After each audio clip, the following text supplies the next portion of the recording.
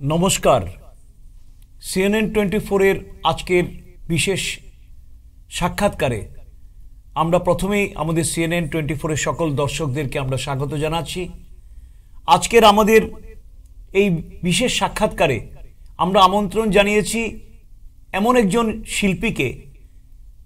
आमरा सबाई जानी जे विगत 22 জানুয়ারি 2024 इंग्रेजीते समस्त देश विश्व जुड़े जे आलोड़न जे उत्साह उन्मादना आमरा देखेছি राम मंदिरेर रामलालार प्राण प्रतिष्ठा निये सेखाने आमरा सबाई एकात्म हये बोलते गेले आत्मस्थ हये आमरा उपभोग करेছি सेई मंदिर प्राण प्रतिष्ठाके। समस्त देश जुड़े तार जन्य उत्सव बोलते गेले एकटा परिवेशेर तैरी हयेछिलो। आमरा शिलचरे बसे सेई रामलीलार प्राण प्रतिष्ठाके आमरा उपभोग करेছি। सौभाग्यवशत আমরা আজকে গর্ব হচ্ছে যে সেই রামলালার প্রাণ প্রতিষ্ঠা অর্থাৎ অযোধ্যার মন্দিরের রামলালার প্রাণ প্রতিষ্ঠার কাজে যুক্ত ছিলেন এমন একজন ব্যক্তি আজ সেই শিল্পী রঞ্জিত মণ্ডল কে আমরা আজকে আমাদের CNN 24 এ আপনাকে স্বাগত জানাচ্ছি। আমরা জেনে নেব যে অযোধ্যার রাম মন্দিরে রামলালার মূর্তি প্রতিস্থাপন অর্থাৎ প্রাণ প্রতিষ্ঠার সাথে সাথে অনেক মন্দিরে সেখানে ছিল যেগুলোর কাজের দায়িত্বে অনেক ছিলেন আপনিও। কি করে সেই মূর্তির গড়ার দায়িত্ব আপনাকে পেলেন আপনাকে দেওয়া হলো এবং কিভাবে তার যাত্রা শুরু হলো কবে থেকে আপনি এই মূর্তি মানে তৈরি করছেন সেটা সম্পর্কে আমাদের CNN এর দর্শকরা একটু জানতে চাইবেন। রঞ্জিত বাবু আমরা জানবো প্রথমেই কবে নাগাদ থেকে আপনি এই কাজে যুক্ত ছিলেন? অ্যাকচুয়ালি মূর্তি কলা মানে পেন্টিং এবং মূর্তি এটা আমার ছিল গড গিফটেড ইনবর্ন কোয়ালিটি বলতে পারেন। আচ্ছা, ছোট থেকে মূর্তি বানানো বা এটার বিষয়ে আমি প্রথমেতে আমি মূর্তি বানানো কোনোখানে শিখি নাই বা আমি নিজে নিজে এগুলো আর কি বানানো শুরু হয়েছে মাটির থেকে মূর্তি বুঝেছি। তো এগুলো যেন আমার জন্য একটা খেলা আর্ট খোলা খেলা। এই খেলতে খেলতে পড়াশোনার মাধ্যমে এইটাগুলো করে ঘুরে গেছি। যখন আমি ক্লাস 5 এ ছিলাম এই চতুর্থ শ্রেণীতে ছিলাম তখনই সরস্বতী মূর্তি বানিয়ে ওখানে পূজাও হয়েছে। তারপরে এইরকম ভাবে আমার মানে অগ্রগতি আর উৎসাহ দিয়েছে স্কুলের ছাত্ররা। তখন মানে সরস্বতী মূর্তি আপনি নিজেই বানাতেন? হ্যাঁ, নিজেই প্রথমে শুরু করেছি। তারপরে ওখান থেকে আমার যাত্রা শুরু হয়ে গেছে। যখন আমি পাঠশালা স্কুলে ছিলাম তখন কলেজে বা হাই স্কুলের মূর্তিগুলো বানিয়েছি। এটা তো আপনি পেশাগতভাবে নিয়েছেন? সেটা না, সেটা পেশাগত নিয়ে নাই। এটা আমার উৎসাহিত বা আমার মনের মধ্যে একটা আনন্দ ছিল যেটা আমি কিছু পাইতাম না এটাতে। আচ্ছা, তো এরকম করে করে তখন আমার ছোট থেকে একজন মার্গদর্শন ছিলেন, মার্গদর্শক। উনি হলেন ডক্টর সুকুমার ভট্টাচার্য। আচ্ছা, যিনি বিবেক বাহিনীর এই সংস্থাপক। তো উনি সকালে ব্যায়াম ট্যায়াম করাতেন, আরো নানান জায়গাতে আমাকে নিতেন, রামকৃষ্ণ পল্লীতে, তাছাড়া অন্যান্য জায়গাতে বিভিন্ন স্থানে এই ব্যায়ামের জন্য আমাকে নিয়ে যেতেন। সকালে ডেকেও নিয়ে যেতেন অনেক সময়। তো স্যার আমাকে অনেক ভালোবাসতেন, আমি গুরু হিসাবে ওনাকে মানতাম। তো উনার এই আশীর্বাদে আজকে শিলচরে অনেক জায়গাতে আমার মানে পরিচিত হয়েছে। যেরকম গান্ধীগুলা প্রদর্শনীতে এবং মূর্তি বানানো ক্লাস 7 থেকে সিমেন্টের মূর্তি মানুষের মূর্তি বানানো শুরু হয়ে গেছে। আচ্ছা, তো যখন আমি নরসিংহ স্কুলে পড়তাম, নরসিংহ হাই সেকেন্ডারি স্কুলে, তো ওখানে যখন স্যারে আমাকে বলতেন যে ওখানে অনেক ধরনের মূর্তি বা লাঘুদত্তের মূর্তি বানাতে হয়, তো আমি বললাম স্যার আমি বানিয়ে দেবো আমাদের বিবেক বাহিনীর কাজ। তো আমার হাতটাও একটু পরিষ্কার হবে বা ভালো লাগবে কাজ করতে। তো এইভাবে আমি কাজ করতাম। তাছাড়া গান্ধী মূর্তি এই প্রবীরদা ছিলেন ইয়েতে এই মিউনিসিপ্যালিটিতে কাজ করতেন। তো উনিও আমাকে হেল্প করেছেন যে সুকুমার স্যারের আদেশে এই বাবুজি মূর্তি ডান্ডি মার্চের। আচ্ছা, ওই মূর্তিটাও আমি বানিয়েছিলাম যে ফাটক বাজারে বর্তমানে ইয়েতে বসানো আছে। তারপরে এখান থেকে আমি সার্কেট হাউসে একটা কাজ পেয়েছিলাম বাবাকে নিয়ে। বাবা তখন আমার সঙ্গে বাবা মূর্তি করা জানতেন না, তথাপি আমার সঙ্গে হেল্প করেছিলেন। আর পিএইচিতে উনি কন্ডাক্টর ছিলেন। আচ্ছা, তখন উনার থ্রুতে আমি এই কাজটা করেছিলাম যে ল্যান্ডস্কেপের কাজগুলো, ল্যান্ডস্কেপের যে ছাতি তারা ল্যান্ডস্কেপগুলো। তারপরে এইভাবে আমাকে মানে সবাই উৎসাহ দিত বা আমি এরকম করতে করতে একবার গান্ধীমেলা প্রদর্শনীতে হয়েছিল। সেখানে মাননীয় এই আমাদের সুকুমার ভট্টাচার্য ওনার আদেশে বিবেক বাহিনীর একটা প্রদর্শনী দিয়েছিলাম। সেখানে মিন পালকেরও একটা কাজ করেছিলাম যেখানে ফার্স্ট এসেছিল।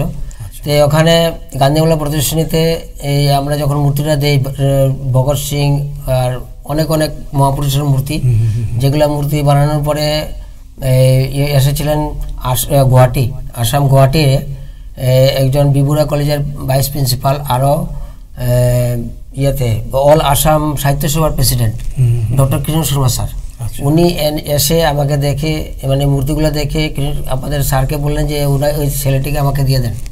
তো তখন আমি ফার্স্ট ওখানে গেছিলাম 1997-এ।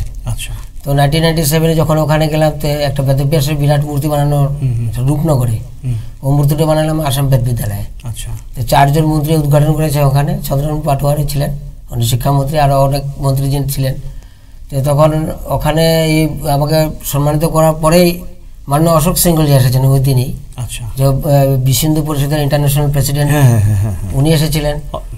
তো ওই মূর্তিটা অনাবরণের জন্য বেদব্যাসের, তো উনি এটা দেখে আমাকে জড়িয়ে ধরলেন আর বললেন যে তুমি আপ ইহা কা কর চলিয়ে আমার সাথ। অশোক সিংহলজি। আচ্ছা, তো এই ফার্স্ট ব্রেক ছিল আমার যে দিল্লিতে যাওয়া। তো ওনার সঙ্গে আমি ফ্লাইটে চলে গেলাম দিল্লিতে। ওখানে বিশ্ব ব্যাস সম্মেলন আরম্ভ হওয়ার প্রস্তুতি চলছিল। তো বিশ্ব ব্যাস সম্মেলন রাজা গার্ডেন দিল্লি। তো ওখানে সম্পূর্ণ দায়িত্ব আমার উপরে এসে গেল যে মঞ্চ কীভাবে বানাতে হয়, কীভাবে শঙ্করাচার্য আসবে, আর ইন্ডিয়ার 1 লক্ষ সন্তু আসবে, 1 লক্ষ মানুষ আসবে, তার জন্য ব্যবস্থা হয়েছে।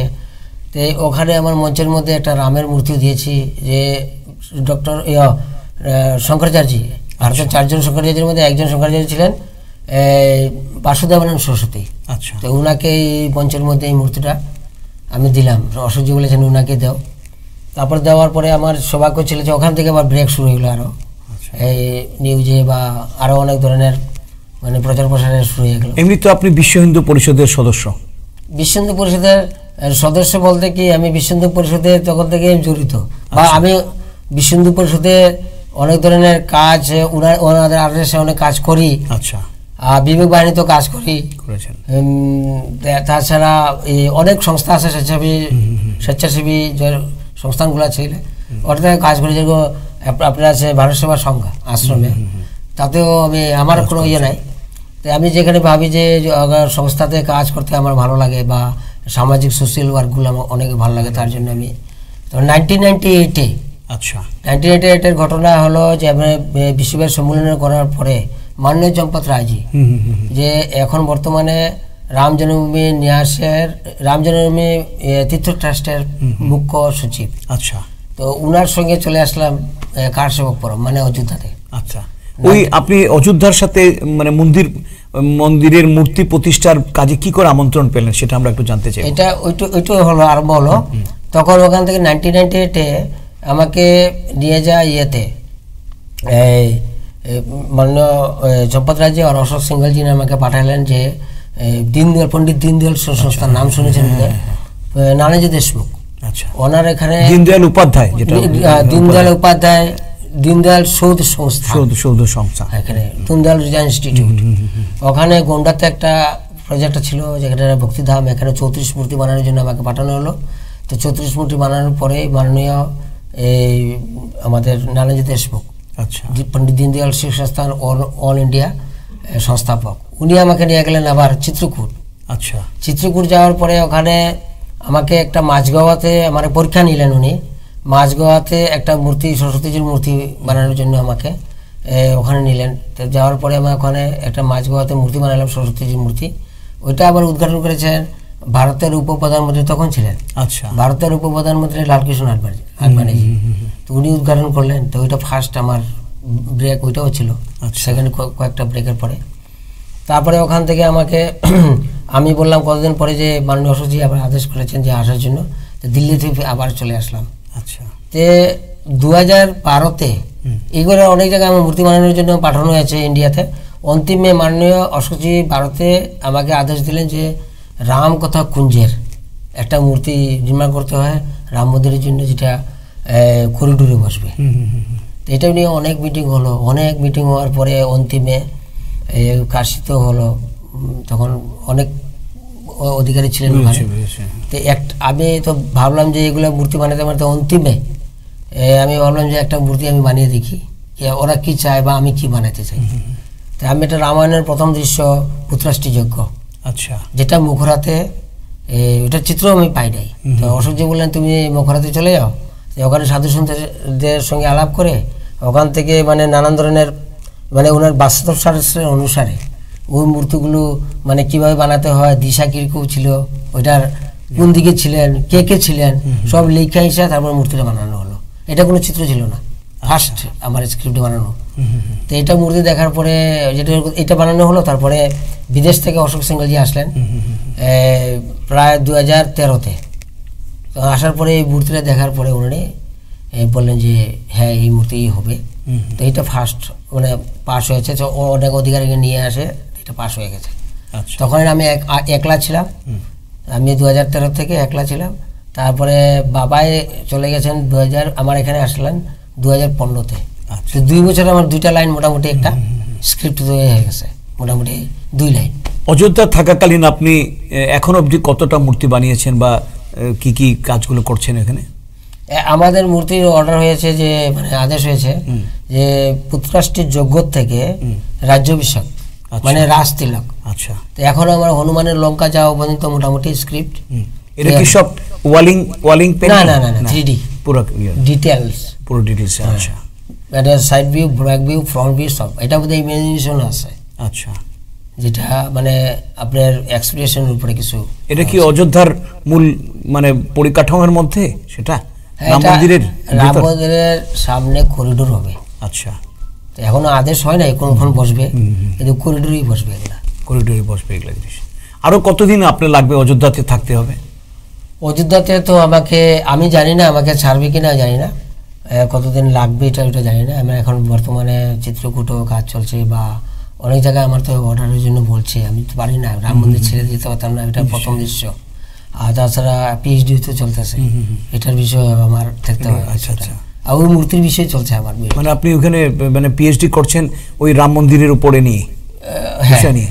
বাহ, এটা একটা বিশাল বড়, আমাদের দর্শকরা জানলে খুশি হবেন যে রঞ্জিত মন্ডল বাবু উনি একজন মূর্তি প্রতিষ্ঠা করে, মানে একদম কারিগর হয়েও উনি রাম মন্দিরের এই মূর্তির সমস্ত ব্যাপারটা নিয়ে উনি একটা পিএইচডি করছেন এই মুহূর্তে ডক্টরেটের জন্য। এটা অনেক অনেক শুভেচ্ছা আপনাকে। আরেকটা ব্যাপার আমি জানতে চাইবো, রামলীলা অর্থাৎ গত 22শে জানুয়ারি সমস্ত বিশ্বজুড়ে একটা বলতে গেলে আলোড়ন উঠেছে যে রাম মন্দিরের প্রাণ প্রতিষ্ঠা হবে।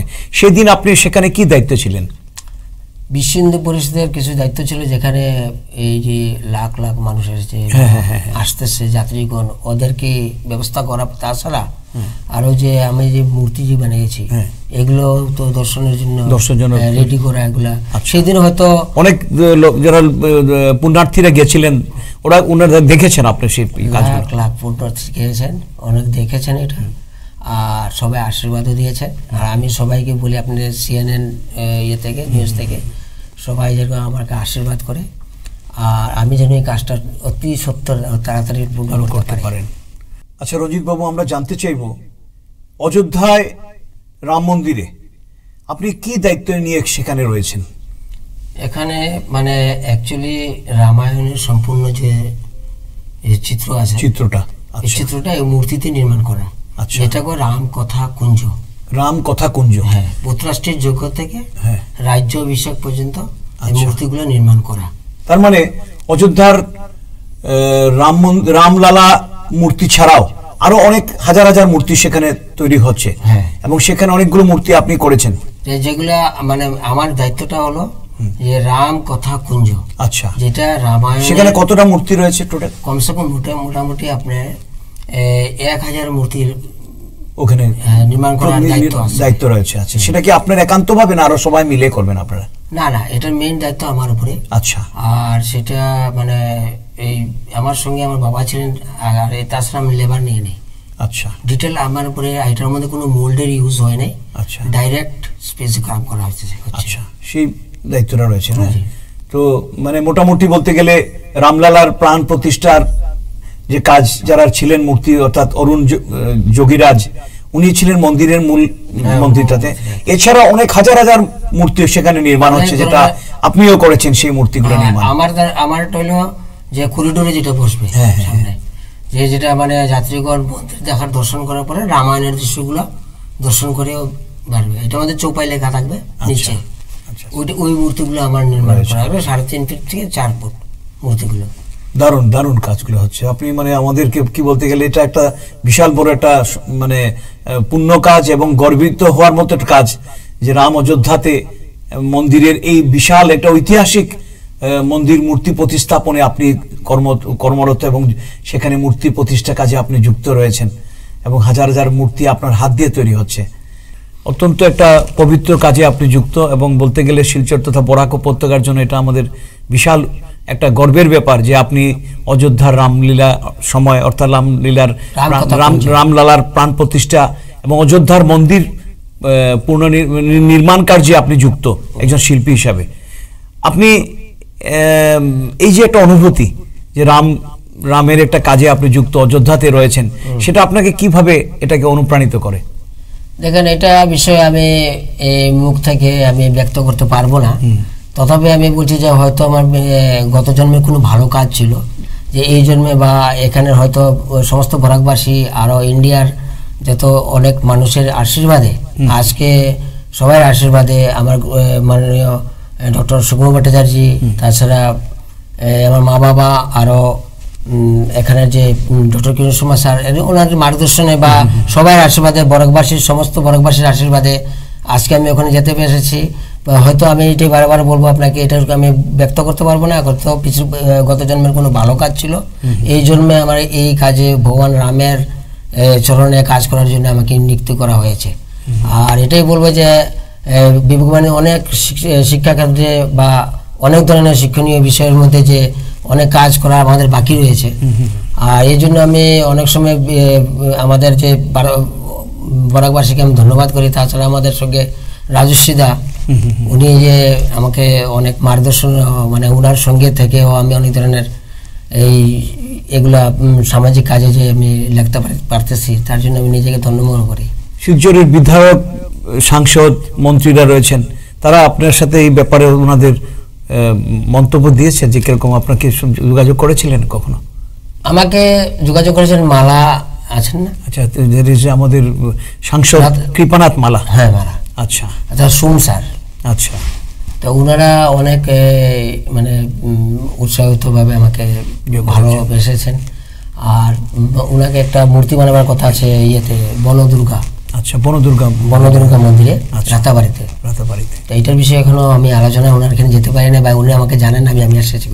অযোধ্যা থেকে ফিরে আসার পর আপনার ভবিষ্যৎ পরিকল্পনা কি? এখানে আপনি কিছু করবেন? হ্যাঁ। আচ্ছা, কি করবেন? আমি এখন ডিটেলস আমি বলতে যাচ্ছি না, তবে আমি চাইছি যে বিকলাঙ্গ, মুখবধির, অনাথ বাচ্চাদের জন্য, আচ্ছা, শুধু বরাকবেলিতে না, অল ইন্ডিয়াতে অনেক জায়গাতে একটা আমার গুরু অশোক সিংহলজির নামে হস্তশিল্প কলা সংস্থানের নামে একটা গরিব বিকলাঙ্গদের জন্য বা বৃদ্ধাশ্রম এরকম আর কি, যে ওদের নিঃশুল্ক সেলফ ডিপেন্ড আমি করতে চাই, যেটা যদি সবার সহযোগিতা থাকে, মানে বিনামূল্যে সেখানে ক্লাসটা। হ্যাঁ, আর যদি সবার সহযোগিতা থাকে সেটা। অনেক অনেক ধন্যবাদ রঞ্জিত বাবু আপনাকে। আপনি আপনার একটা অত্যন্ত গুরুত্বপূর্ণ দায়িত্বে রয়েছেন অযোধ্যাতে, এবং আমরা CNN 24 এর পক্ষ থেকে আমরা দর্শকদের কাছে আমরা এটা তুলে ধরলাম আপনার সেই যে যাত্রা, এই দীর্ঘ পথে, এবং অত্যন্ত একটা গুরুত্বপূর্ণ দায়িত্বে আপনি অযোধ্যাতে কাজ করে যাচ্ছেন। আগামী বেশ কয়েক বছর আপনার দায়িত্ব থাকবে সেখানে। সুতরাং এই ছিল আমাদের শিলচরের একজন দক্ষ শিল্পী, যিনি মূর্তি প্রতিষ্ঠার দায়িত্বে রয়েছেন অযোধ্যার রাম মন্দিরে। এবং আমাদের আজকে CNN স্টুডিও থেকে আমরা জেনে নিলাম কিভাবে ওনার সেই যাত্রা, এবং আগামী ভবিষ্যতে উনি হস্তশিল্প কাজে আরেকটু গুরুত্বপূর্ণ মানে উদ্যোগ নেবেন বরাক উপত্যকা সহ ভারতবর্ষের বিভিন্ন জায়গায় যারা দুস্থ, অসহায়, প্রতিবন্ধী বাচ্চারা, শিশুরা রয়েছে তাদের জন্য। অত্যন্ত ভালো লাগলো আপনার এই উপস্থিতি। আমরা CNN 24 থেকে আপনাকে অনেক অনেক শুভেচ্ছা, শুভকামনা জানাচ্ছি। ধন্যবাদ।